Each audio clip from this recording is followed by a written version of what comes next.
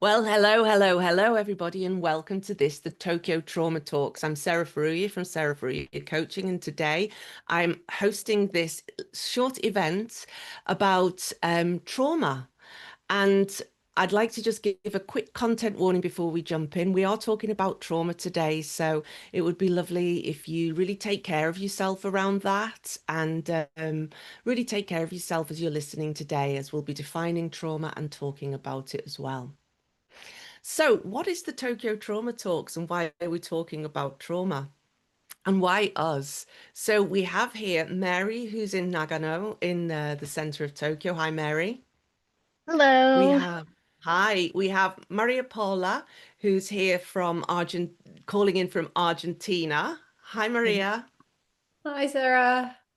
And we have Paula Esguerra, who's based in Tokyo, but she's sitting in Germany at the moment. So, hi, Paula. Hi. So for amazing reasons, we have a Mary, a Maria Paula, and a Paula. So it's very serendipitous, and that gives me the origin story of this, of why we're sitting around this table here. And I'll just fill you in on that because it'll give you something of the atmosphere that we have here today. Paula and I were out having lunch a couple of months ago, and I was telling her about Mary, who's just joined my team, and saying that she was studying social work and trauma at university, or human services and trauma at university. And Paula said, "Oh my God, I know this amazing woman called Maria Paula who does this prison compassion project." We'll talk about that later. And so both of us being super action oriented women who are always about the serendipity said, let's get together and have a conversation. So we just got together to have a conversation. And then it was like, why don't we record these and do something for the collective? Because we're all very community focused people as well. And that's why we're sitting around this table today to talk about trauma. And today's episode is what even is trauma and understanding the landscape of trauma.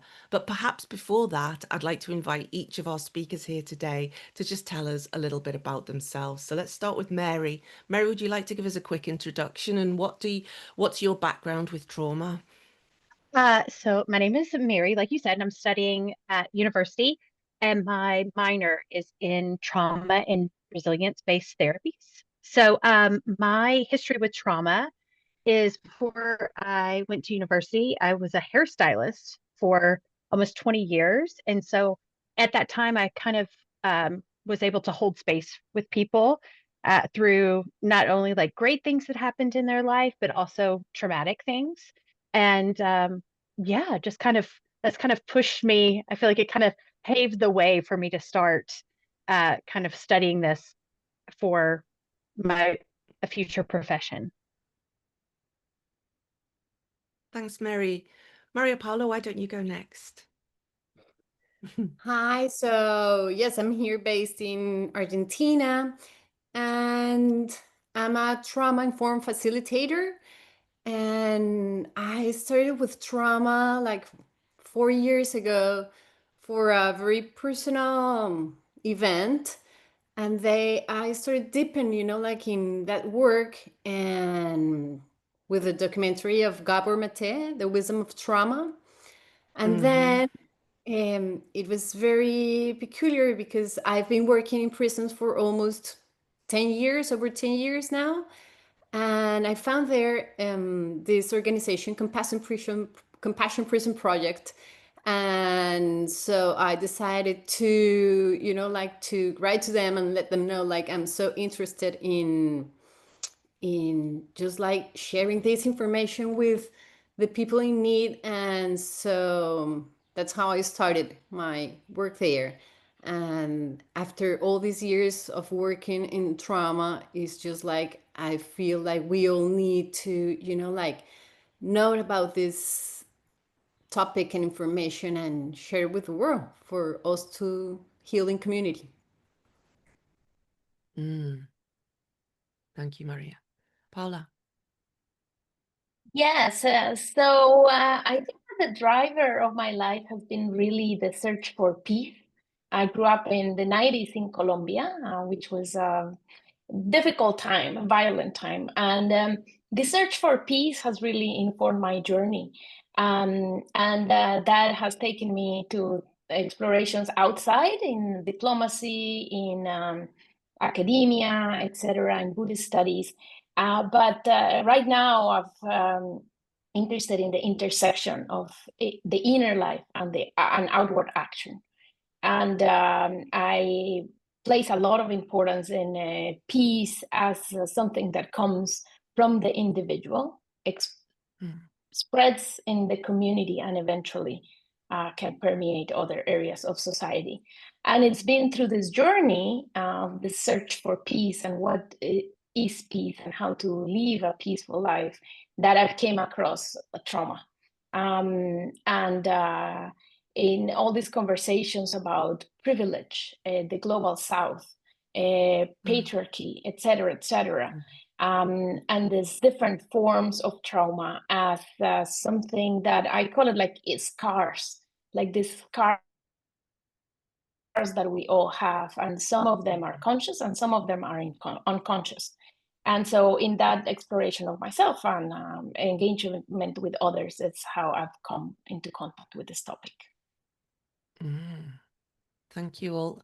So I'm a coach and facilitator here in Japan, and I also my coaching kind of touches the edge of therapy, but I don't go in there because I'm not skilled in that place. But it's really important for me to be aware of when trauma's in the room for myself and for the other people, so that I can coach in a way that's both kind of ethical and effective, and that I'm not kind of projecting my own things onto other people. And I know when those things are coming into me as well. I similarly kind of want to be in community with people and take care of us, so that we're all kind of having a more truthful and elevated experience of our lives. I'm really interested in complex trauma, actually. That's something that I work with myself, and I'm working with in my own body. And I'm really interested in that kind of mind-body connection as well, so that I'm really recognizing myself in my own personal journey, the effect that the effect on my nervous system of CPTSD or any other traumatic events that have happened, like literally physically traumatic events like a head-on collision in the car, how that impacts me driving, literally, or the more subtle things where I'm coaching or I'm talking to something, and then I notice my nervous system gets activated, and so on. But then out in the world, the world work that Maria's doing and Paula's doing, and that Mary's studying as well, it's really useful to have that in my kind of coaching lexicon, so that I can be more effective and also inform other people of what might be in the room as well. So it's really great to have you all here and to learn more about it. So first, I'd love to just do trauma defined. So just some straightforward definitions of trauma. So first, does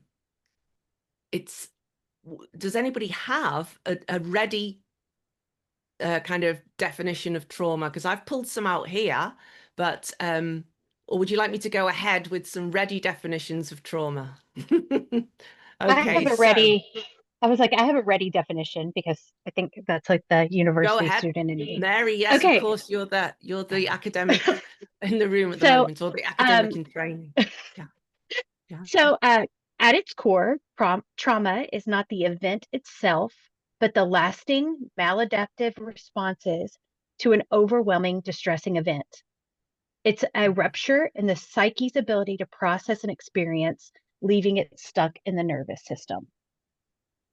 Mm-hmm. Thank you. I would like to add Dr. Bruce Perry, who is a psychiatrist. He says that trauma has 3 E's. So it's like the event, then the experience will be like the interpretation of that event, and then the effects, that impact that the event itself has on our body and our health, in our behavior. So I like those because that turns into like trauma. It's something very personal, you know, because it's all about what you, about like your interpretation about that event, you know. It's not the event, because the event could be the same for you and me, but then how your interpretation could be very different from mine. So for you it could be really a traumatic event, but not for me, you know. And so I think that's very important to highlight. Can you define those three things again for us? So it's the event, The event, yeah. what happened, you know, like the fact, you know, the experience, which will be like the interpretation of that event, Yeah. and then the effects, the three E's. The three E's: event, experience, and then the effect. Effects.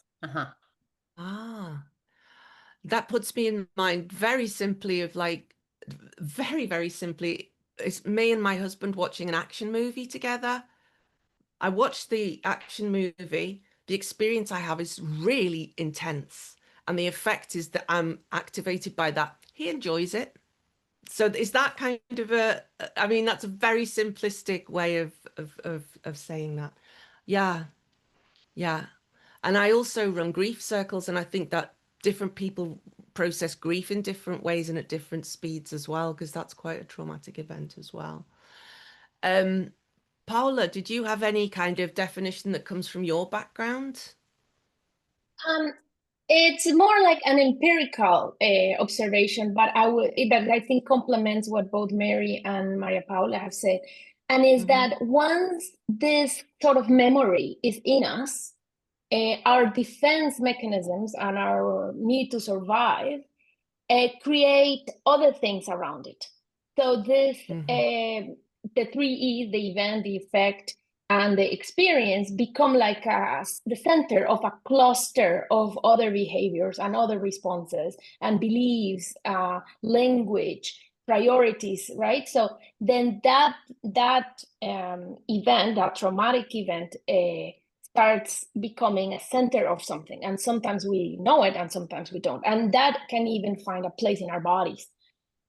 So I would, just to add that as we start trying to protect ourselves and survive, all these other layers start developing around that traumatic event.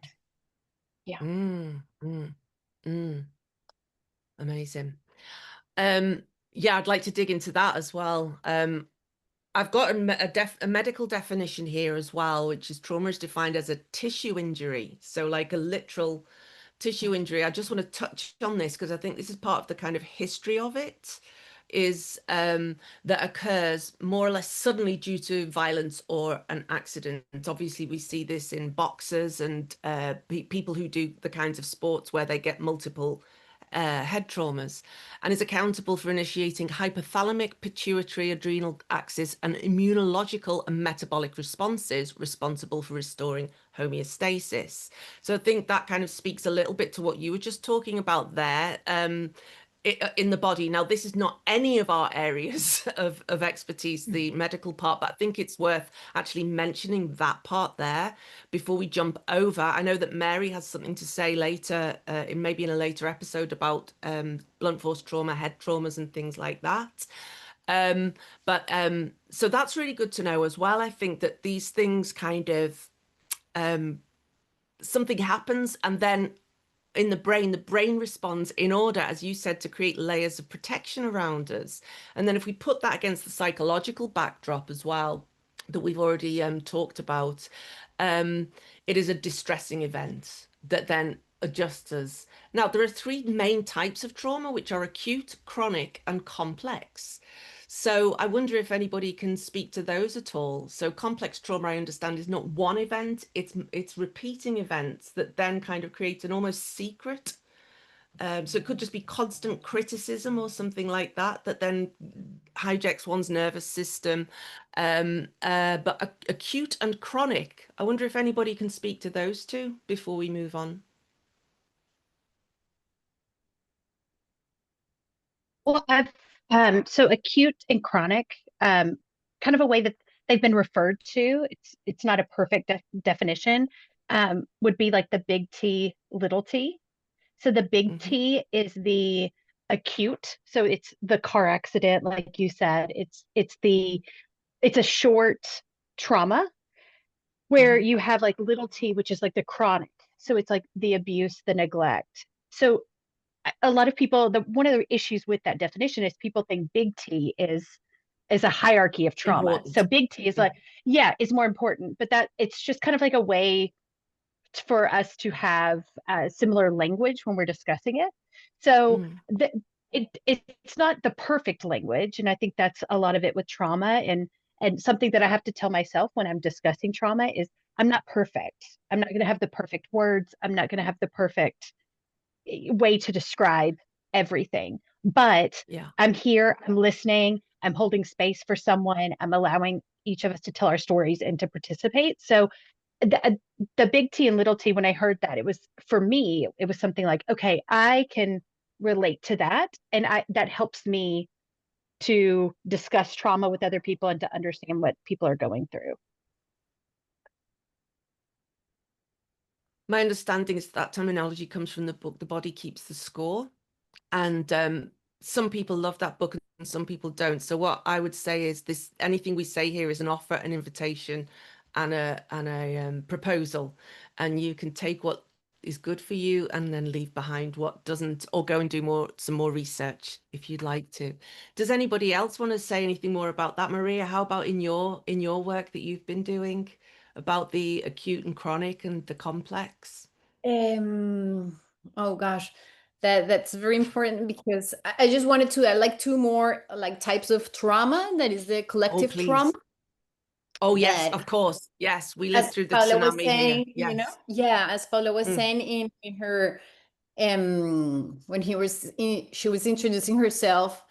The collective trauma is what we both are Colombian, and like living at that moment in the 90s was something that really impacted us all, you know, and probably we're not very aware of that, but just like living like every single day, having the probability for you to, like having a bomb there, or like whatever kind of violence you can experience there. So that's Mm. like the collective trauma, like, or I don't know, in Germany with the Nazis, Yeah. So is the intergenerational trauma that it Okay. goes, Yeah. like down through your lineage, what happened in your family. So that's the other two types of trauma that will be nice for, like people used to have like a broad picture of what different types of trauma are. And in my practice, is super interesting because the big T trauma, is when you say, do you feel like you have experienced any traumatic event, or do you feel like a traumatized person? And people go directly to, like this big event, like being in a tsunami, or any very high violent event.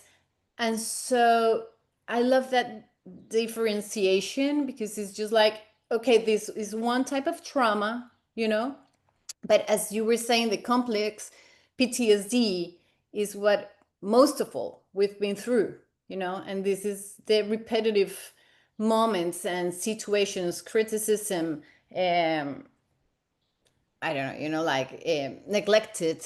We've been all Hmm. being neglected by our parents, not because they want to. It's just like they didn't know, like when they Yeah. said to us, like, "Hold on, I'll be back," and they never come back because they, just like start working on something else, and you were Yeah. there waiting. It's just like, so I'm not important enough.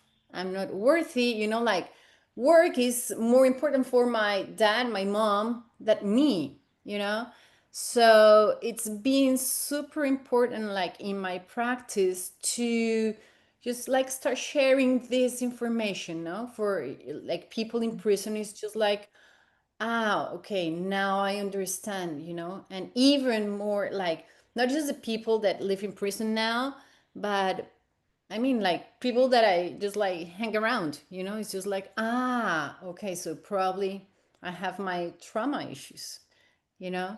So, yeah, it's very important because I mean, people normally refer to trauma as, as this big T. And so I think it's very Yeah. important to start, you know, like socializing the small T. You refer to yourself as a trauma-informed therapist, right? Facilitator. Facilitator, thank you. So what does that look like in the room then, like when you're being a trauma-informed facilitator? It's just like when you have like this information, you know, like you become like a trauma aware person, you know? Mm-hmm. It's not that I'm like a specialist of trauma, Yeah. but I now can feel like how you're saying trauma, like you can put on your glasses of trauma, you know, Uh-huh. and see the world and people through those lenses, you know. And so then you can understand that, okay, Sarah, Paula, Mary, they're not like they are because just because, you know, like there's a history, you know, there's a Mm-hmm. story there.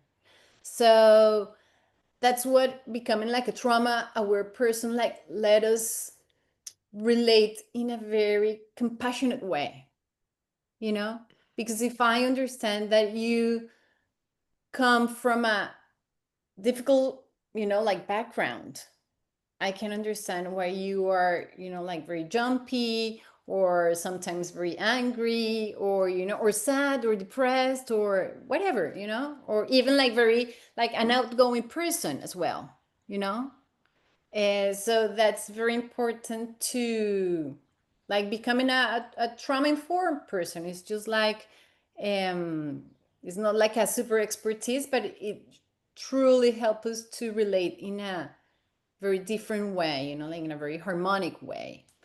And so Mm. just like in a curious way, like you're open to really try to get to know people, you know, like instead of judging them. So yeah. Mm. So harmonic, curious, compassionate. Yeah, beautiful. Paula, how do you kind of, so you've talked, I know you're a meditation teacher and a yoga teacher, and you have this, you know, deep sense of world peace plus your background in Colombia and so on. Like, how is this working for you when you're kind of, you talk about all these layers. How is this working for you both kind of personally in your practice and when you're teaching too? Yeah, so actually it's quite similar. It relates closely to what both Mary and Maria Paula said. You know, in terms of, you know, Ofra has this wonderful book, What Happened to You? So it's the story, it's not who you are, but what happened to you. And that if we can really understand and connect with our own story and with others' story, that necessarily brings compassion and understanding. And in my work, I think that this, as well as intentional listening, are very important tools. Because what I've been coming to discover now is that those are the tools that really help us build real healthy connections, is when we truly listen to each other and when we hold space and we understand, and this is why we need to meditate as well, because we understand that what happens, where the way, for example, other people react sometimes has nothing to do with us, but it's showing, it's a reaction to their own story and their own triggers. But then sometimes we become, as we relate, then we become part of that, and we can either quote unquote play the game or choose to not play the game. But the space for that choice is small.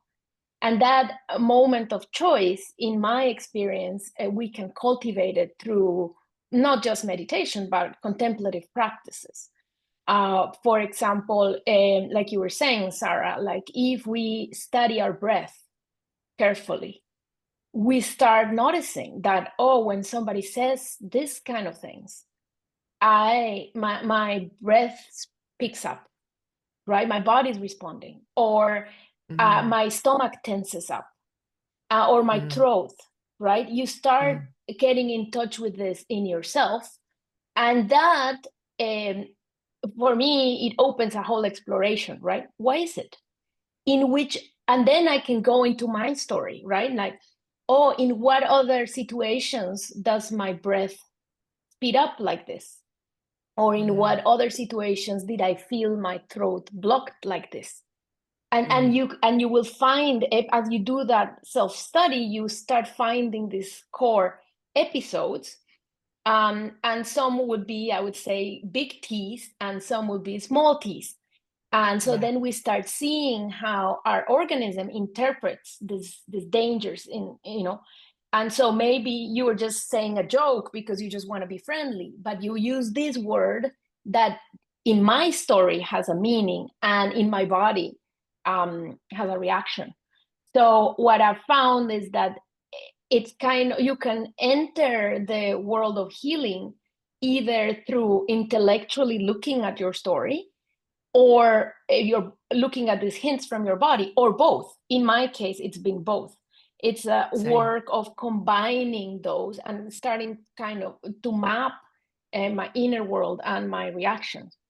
And then also this allows us to see that in others, right? Like if you're speaking with someone and you can notice that suddenly they froze, or suddenly they stopped breathing, or you can also start noticing this in others, and that will serve as a call to listen to what is there, or even to rewind the conversation and see, oh, maybe I said something that created this, and then we can go into it understanding why I said it and how you take it. And again, we go into these 3 E's, right? The event, the experience, and the effect. So anyway, that is how I see it in my work. This dynamic relation between understanding our story and the cues that our body provides to deepen into that, and eventually to heal as we start releasing those things and telling our system that, this is a safe space. You don't need to panic right now. You don't need to get nervous right now. This is safe. And as we start doing that training, that to me is also a very important part of the healing process. Yeah, I love what you said there. Please, anybody feel free to jump in at any time. But I want to kind of jump on the back of that, because I was thinking the way that I have kind of learned about trauma the most deeply is through my own felt experience and my own processing of it. And then I can take that out into the world. But what you said there of that point where you say, I'm actually safe here. I'm safe, because I think trauma response makes you think you're not safe in places where you are actually safe. And one of the things I thought was really interesting was trauma as an evolutionary survival mechanism. So for me to fully enjoy my life, but also for me to fully understand my clients and my community and my friends, I need to understand that they have a really finely tuned evolutionary nervous system that's kept them safe over all these years.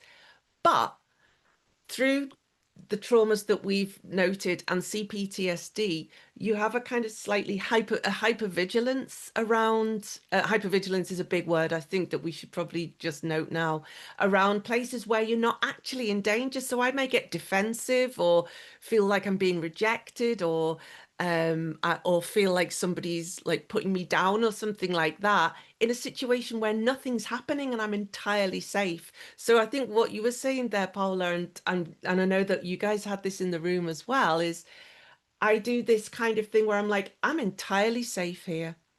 And I know I am, and I'm logically telling myself, but my body's like, oh no, fight, go into fight, have an argument in your head. And this is part of the healing that I need. And I remember being clearly being in my therapy session with one of my therapists, Anna, and describing these events to her, and like, because I'm so keen to heal, right? I'm so keen to have a really full life. And she just under her breath went, oh, complex trauma. And I was like, wait, what? What's that? And then she kind of, explained it to me.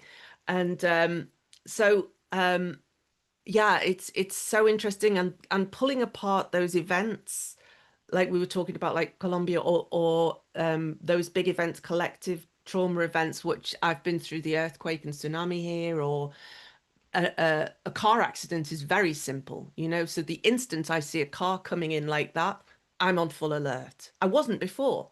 So that's a very clear example for me about that. And then the CPTSD is like that kind of death by 100 paper cuts, 1,000 paper cuts thing, right? Or like a constant beep, beep, beep. Um, and it's just so it's so illuminating to understand all this. Self-compassion's really hard, I find, but I'm really getting much better at it. And then so I always access this through my own experience, um, and compassion, but it helps me to be way more compassionate to others as well. And even just in our first conversation, just last week, I was with Paula on her part of her job. There's this kind of meditation pod, and in the meditation, you're wearing these goggles, like, what do you call them, virtual reality goggles, and a little version of you pops out and sits in front of you, and the and then you kind of look at it and it's saying, look at yourself. And then this little version of you's popping around. I was watching myself. I was beside myself, crying so much that the goggles were filling with tears. And I thought, oh, this is that, right? This is part of the release, that kind of compassion through the body. And it's a lot. And I do this every day, and I study it, and I have people like you in my and I'm wealthy and all these kinds of things. So that also kind of helps to trigger the compassion piece as well. Um, yeah. So I just wanted to share those things as well about, I think that's part of trauma there. I can see. Does anybody have anything to add Yeah, to and that? if I can just go back to what I was saying, you know, this contemplative practices help us uh, in two ways, right? Like one is you start, it helps you go to back, and but also in those moments, you know, because you can tell yourself all you want, I'm safe, I'm safe, I'm safe. But how do we kind of bring that down to the body? And you know, one thing is, and you can do physical things. You can hug yourself. You can allow your breath to go deeper. You know, this kind of things that signal to the body that it is safe. You don't need to force it, but slowly you can invite your organism to go into that safe response. Um, so Yeah. that is another important role that I found through my work in this topic. Yeah. I like And the way. understand what's not safe. Oh, sorry, Mary and No, no, Maria. no, no, you're fine. You can go ahead, Maria. I'm sorry. I was just going to compliment Paul. No, no, no. Go ahead, Mary. Go ahead. I was going to say that what I like, and to what you were doing as well, is like what you and Paula are doing is what I'm hearing is, trauma essentially changes a person's relationship with themselves. You know yourself, something Mm. happens, and then you don't know who you are anymore or how you respond to situations. You're going through life and something happens, and then all of a sudden you're backed into a corner. You feel as if you're backed into a corner. And I think what's so amazing of like what you're doing in the prison is and like Paula, and what you're doing in your practice is you're using that hypervigilance that someone experiences, and you're saying, let's turn that inward. Let's take this negative of being hypervigilant, scared something's going to happen. Let's turn that inwards and be hyper aware of ourselves. Where are we feeling that? Where is that happening? Or even just the part of like the self-soothing part. I feel like sometimes if you know a traumatic event happens, or something kind of triggers that, you can't calm down. And to have those things where it's like, I'm going to breathe, I know that I'm safe, I know that I'm safe, even if it's just telling yourself I'm safe, or being able to, the practice of verbalizing that in groups, or in different practices, that then you're able to say, hey, this is what's going on with me right now. I need to take space. I need to step aside So yeah, that's what I want to say. Is I was just like loving to hear you talk about taking the what's often viewed as the negative of trauma and saying, well, what if we apply that to the positive? And I would like to complement that with, like the importance of being aware of your trauma. Because before you are aware of your trauma, you believe that's your personality, that's who you are. And so, I'm like a very angry person. I'm like a very, whatever you name it. So it's very important for you to be aware of that, like to have some distance from that and say, like, I'm reacting this way because of my trauma, but this is not who I am. So that's very important. And about what you were saying, Sarah, about being compassionate with ourselves, I've seen, like in my work, it's like in terms of trauma and compassion, like, so it's in trauma, like it's very important for you to be aware of your trauma to understand other people's traumas, you know but in terms of compassion, and when I was studying compassion, it seems to be easy for you to be compassionate with other people first than with yourself, because you tend to judge yourself or beat up yourself because, of your reactions or personality traits, So it's been like very nice how that loop goes, like how at the end, like it will can penetrate and see like, oh, this is because of my traumas, and so I need to be compassionate with myself, um but it takes time, and I think it's very important to, because like in my case, I totally start this like very intellectually, you know and so it's just like, I have, now that I know this, I have to behave this way, like I have to now that I know this, I have to. And so it's, like it takes me time to understand that I have to be patient with all this process, because I've been like this for over 40 years, and so it's not easy just like to change your mindset and everything just because you, after reading a book, or after going to one session of therapy, it takes time. It takes time. So I think it's very important to be just like patient with yourself. Yeah. Yeah, and if I can add something to that, is also, one thing that I've discovered through my work is that,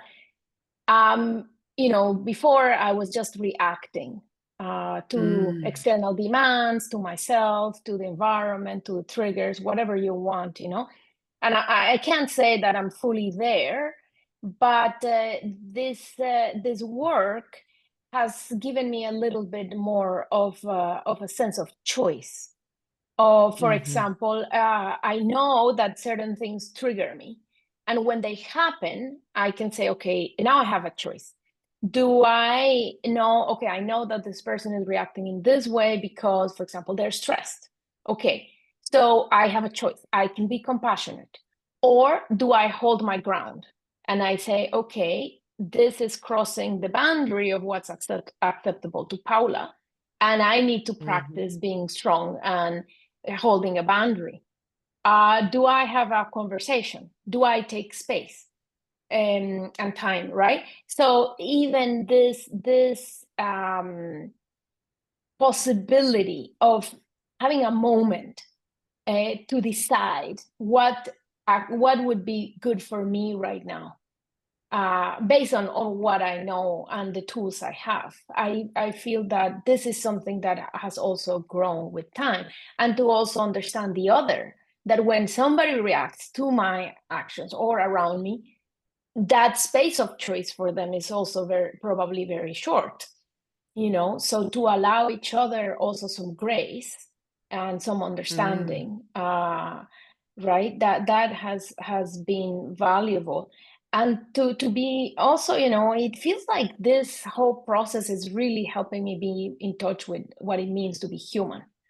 It seems to me that all of us have some sort of traumatic event that has happened to us.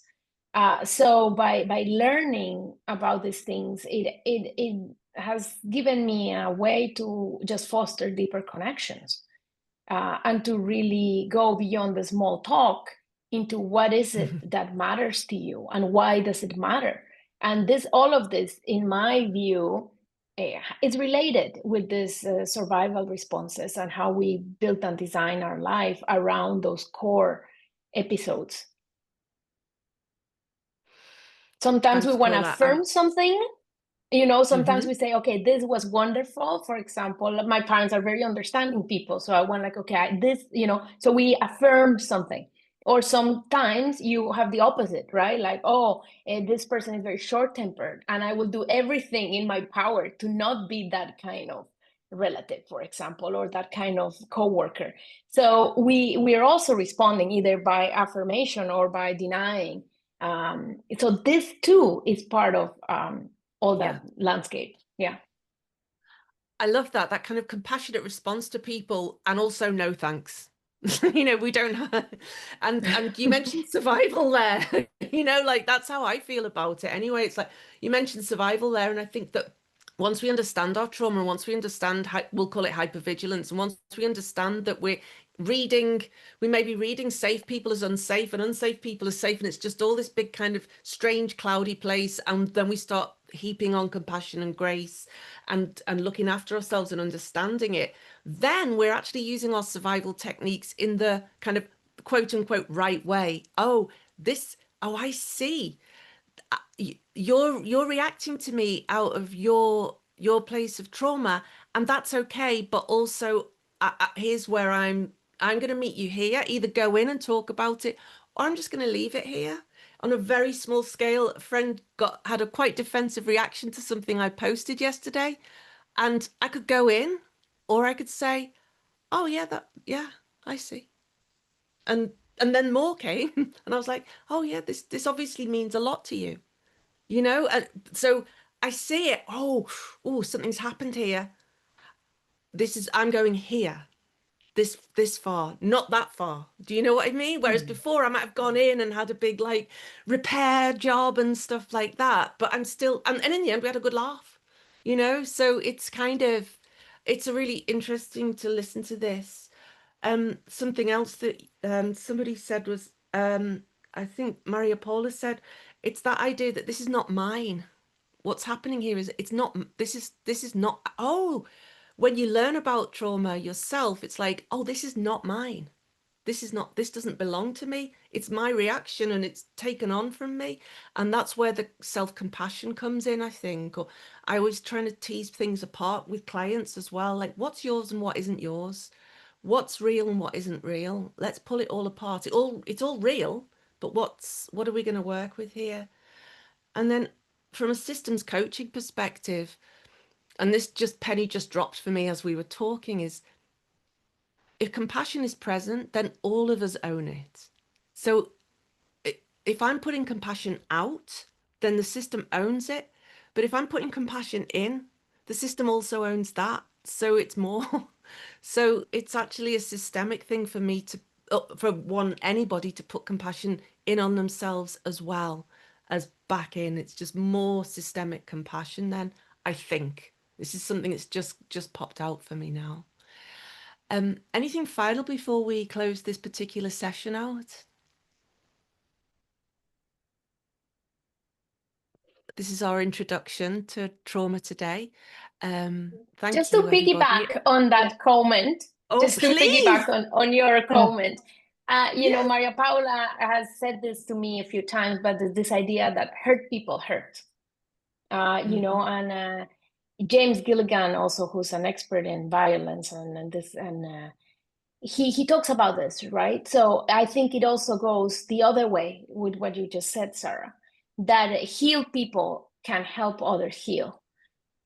So when we put some of this into the system, that is, we all own it. And so either we can put our hurt forward or we can put our efforts to heal forward, and the system will own either one. Gorgeous. Paula, I'd love to invite you to do a kind of compassionate close for this session. Something, some breathing or something meditative, just a very short thing to close this session out. Sure. Are you? So maybe let's just begin. Take a good posture. Feel your feet grounded in the floor, in the ground. And first, just notice where you are.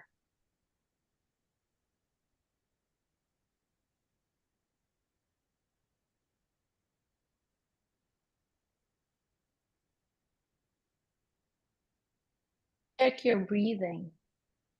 Is it deep, shallow?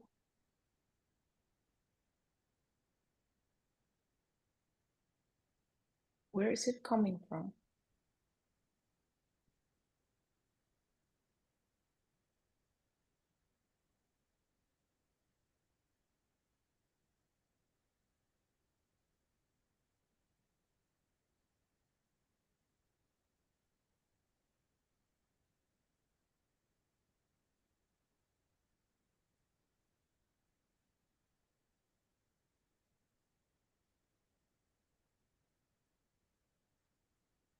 And as you allow yourself to take 3 conscious breaths at your own pace,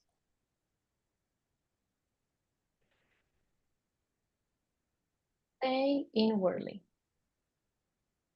I am safe.